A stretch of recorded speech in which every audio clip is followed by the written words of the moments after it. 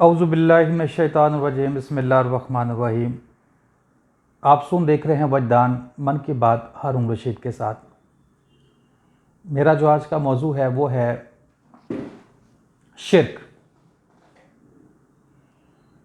शिर्क क्या है, हम आज इसको समझेंगे इंशाल्लाह। मैं कोशिश करूँगा कम वक्त में आसान अल्फाज में इसको समझाऊँ। शिर्क क्या है? शिर्क को आप समझ लें कि गुनाहों में जो सबसे बड़ा गुनाह है, गुनाहों में जो सबसे बड़ा गुनाह है वो शिर्क है। और इससे जो छोटा गुनाह है वो है वालिदैन की नाफरमानी। शिर्क और तौहीद ये दो मुतज़ाद पहलू हैं। शिर्क और तौहीद दो मुतज़ाद पहलू हैं। तौहीद में मखलूक़ात की बख्शिश है और शिर्क में बख्शिश नहीं है, मतलब मुशरिक की किसी भी सूरत बख्शिश नहीं है। शिर्क पे मैं दो पहलुओं से रोशनी डालूंगा। एक शिर्क वो है,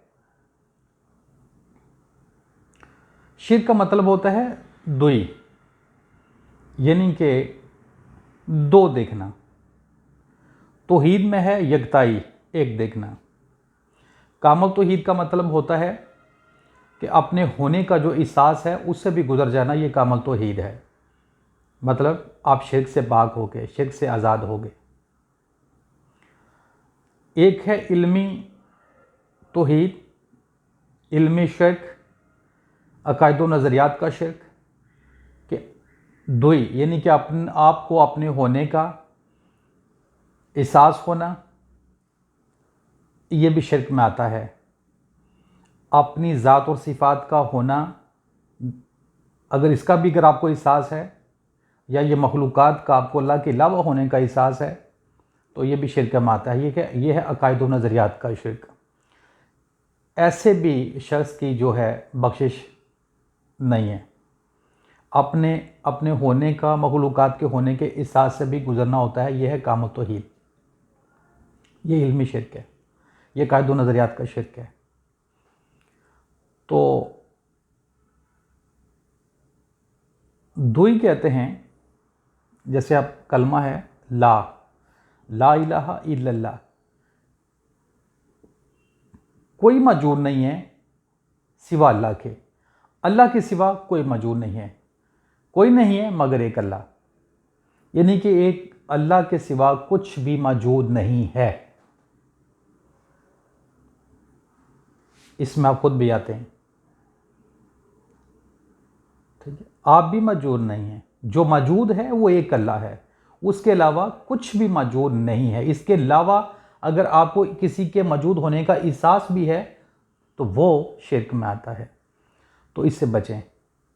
जो तौहीद है उसको जाने समझें, उस पर कायम हो जाएं। एक तो ये है ना, दूसरे पहलू से बात करते हैं।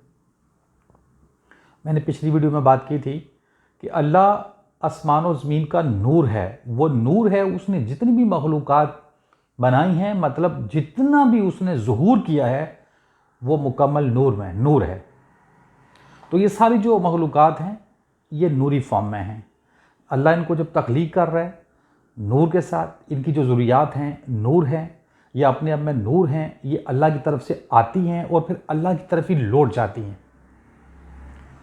जब ये आ रही हैं तो खालिस नूर के साथ हैं, वापस जा रही हैं तो खालिस नूर के साथ है। अगर अल्लाह की तरफ जा रही हैं तो वो चीज़, वो मखलूक या वो शख्स जिसने अपनी ज़ात व सिफ़ात में शिर्क कर लिए, मखलूक़ात में शिर्क कर लिए, मखलूक़ात को छेड़कर उसको बदला है, अपने मकसद के लिए इस्तेमाल किया है, उसको उसकी असली हालत में नहीं रहने दिया, तो वो शय भी मुशरिक होगी, ये ख़ुद भी मुशरिक हो गया। और जब ये हालत सफ़र में भी है, तो इसने चूँकि अपने रब की तरफ जाना है, तो अब ये रब की तरफ जाएगा नहीं, चूँकि रब नूर है, उसने नूर को ही कबूल करना है। जो चीज़ नूर नहीं होगी, अपनी असली हालत में नहीं होगी, उसको रब ने कबूल नहीं करना, मतलब वो मुशरिक है। वो जितने भी इत्तका करने के पास जब अपने रब की तरफ बढ़ेगी तो रब उसको वापस कर देगा, मतलब उसको कबूल नहीं करेगा, वो किसी सूरत उसकी बख्शिश मुमकिन नहीं है। तो अब मैं इसको एक छोटी सी मिसाल से आपको समझाता हूँ। जैसे मतलब मैं हूँ, तो मुझे एक गिलास पानी चाहिए, मैंने पानी पीना है।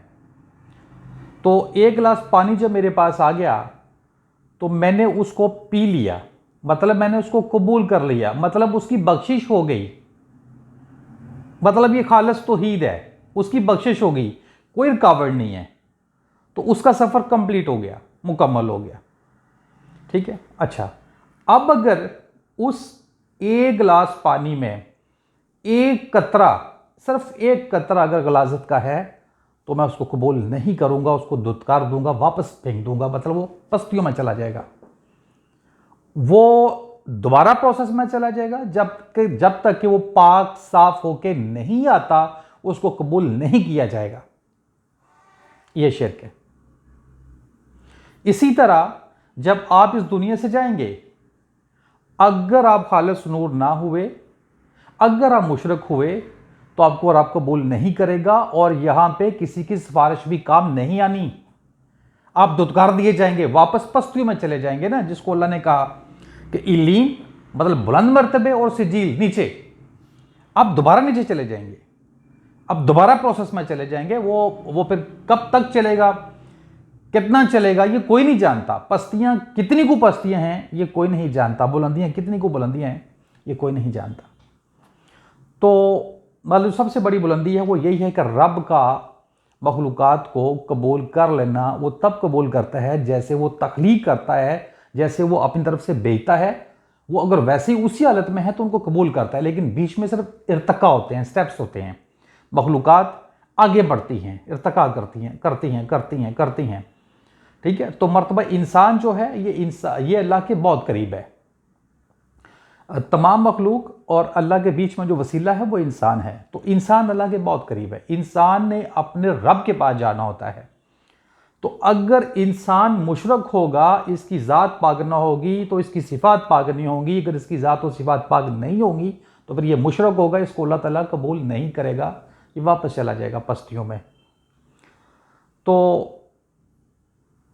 मैंने बड़ा मुख्तसर सा कोशिश की है कि बड़े सान अल्फाज में आपको शिर्क के बारे में बताऊं और तौहीद के बारे में। अकायद व नज़रियात में भी मैंने को बता दिया शिर्क क्या है।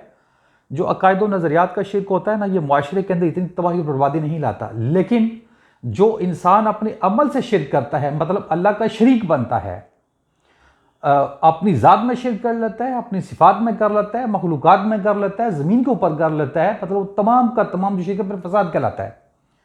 तो ये अपनी असल को बदल लेता है, यानी कि इसकी असल नूर है, ये नूर को जुल्मत में बदल लेता है, खुद को भी, और जिन जिन मखलूक़ात के ऊपर इसको दस्तरस हासिल है, या जिनमें ये छेड़खानी करता है, जिनको ये अपने मकसद के लिए इस्तेमाल करता है, वो तमाम की तमाम जो चीज़ें होती हैं वो खालिस नूर नहीं रहती, लेकिन हालत सफ़र में हैं। सफ़र तो उनको करना है, तो सफ़र करके तो चीज़ें तो जा रही हैं, मखलूक की अल्लाह की तरफ जा रही हैं, मखलूक़ात जितनी भी तो अल्लाह की तरफ जा रही हैं। जैसे बेशुमार आयत में पढ़ते हैं कि हर चीज़ का जो रजू है ना, हर चीज़ का जो एंड है ना, वो अल्लाह है। यानी कि जैसे जब कोई मरता है तो हम यही कहते हैं ना, इन्ना लिल्लाहि व इन्ना इलैहि राजिऊन, कि हम अल्लाह की तरफ से आए तो उधर ही लौट गए, ये हम कहते हैं। लेकिन बात यही है कि हम अल्लाह की तरफ से आते हैं, वो उधर ही लौटना होता है। तो लौटेगा वो अल्लाह के पास जो खालिस है, जो शिर्क से पाक है, जो अपनी ज़ात व सिफ़ात अक़ायद व नज़रियात में जिसने अपने आप को शिर्क से पाक कर लिया, वो हो जाएगा। तो मुख्तसर मैंने मतलब समझाया कि शिर्क सबसे बड़ा गुनाह, इससे छोटा गुनाह वालिदैन की नाफरमानी। शिर्क और तौहीद दो मुतज़ाद पहलू, तौहीद में बख्शिश, शिर्क में बख्शिश नहीं है। जैसे मैंने आपको पानी के एक गिलास की मिसाल दी कि अगर वो पानी एक भरा हुआ गिलास पाक साफ है तो मैं उसको कबूल कर रहा हूँ, पी रहा हूँ, तो ये है खालिस तौहीद। अगर उसमें एक कतरा भी गलाजत का है तो मैं उसको कबूल नहीं कर रहा। अब अगर कोई ये कहे कि मैं सिफारिश करूं कि हारून साहब गंदा पानी पी लें, तो उसकी सिफारिश नहीं चलनी, उसको वापस जाना पड़ेगा, उस पानी को अपनी असली हालत में वापस आना पड़ेगा। जब तक वो नहीं आएगा वो पस्तियों में रहेगा। तो ये है शिर्क। ठीक है। चीज का रब्बुल आलमीन का कबूल कर लेना तौहीद है खालिस, और उसको वापस दुत्कार देना, उसके असल नूर ना रहने की वजह से, यह है शिर्क। तो ये दो मुतज़ाद पहलू हैं, शिर्क और तौहीद। तौहीद में बख्शिश है और शिर्क में बख्शिश नहीं है, मुशरक को किसी सूरत नहीं बख्शा जाएगा। तो तमाम दोस्तों को कोशिश करनी चाहिए कि आप शिर्क से ख़ुद को आज़ाद करें, तो खालिस तौहीद को जानें और पहचानें, और फिर अपने आपको उस मुकाम पे लेके जाएं ताकि आपका जो सफ़र है वो अल्लाह की तरफ हो। तमाम सुनने और देखने वालों दोस्तों का बहुत शुक्रिया। अगर आपको मेरी वीडियो अच्छी लगे तो चैनल को सब्सक्राइब कर लें, इसको लाइक कर लें और इसको शेयर कर लें। मकसद ये है कि ज़्यादा से ज़्यादा लोग जो है उनकी रहनुमाई हो सके। और मतलब मैं जितनी भी ये जो बातें कर रहा होता हूँ, इसमें कोई बड़े बड़े राज मैं अपने सीने में रख के बैठा हुआ हूँ, तो ऐसे लोगों के एक इंटरेस्ट के लिए है। तो अगर कोई शख्स मतलब तलबगार है और वो समझता है कि मैं कुछ बातें नहीं कर रहा, तो मैं ज़रूर करूँगा। मतलब बातें कुछ ऐसी हैं कि अभी लोगों की वो टेम्परामेंट नहीं है कि एक बड़ी बात को अंडरस्टैंड कर सके। तो अगर कोई इस लेवल का शख्स है तो वो मेरे साथ रब्ता कर सकता है, वो आ सकता है। तो इंशाल्लाह मैं बड़े आसान तरीके से जितना जानता हूँ ज़रूर बताऊँगा। तो मकसद यही है कि एक बड़े लेवल की रूहानी जो लोग हैं उनको मैं इकट्ठा करूँ, एक रूहानियत को यूनाइट करूँ, ताकि इसे प्रैक्टिकली कमली ज़िंदगी में हम इसे काम ले सकें। अब तमाम दोस्तों का बहुत शुक्रिया। अस्सलाम वालेकुम रहमतुल्लाहि व बरकातुहू।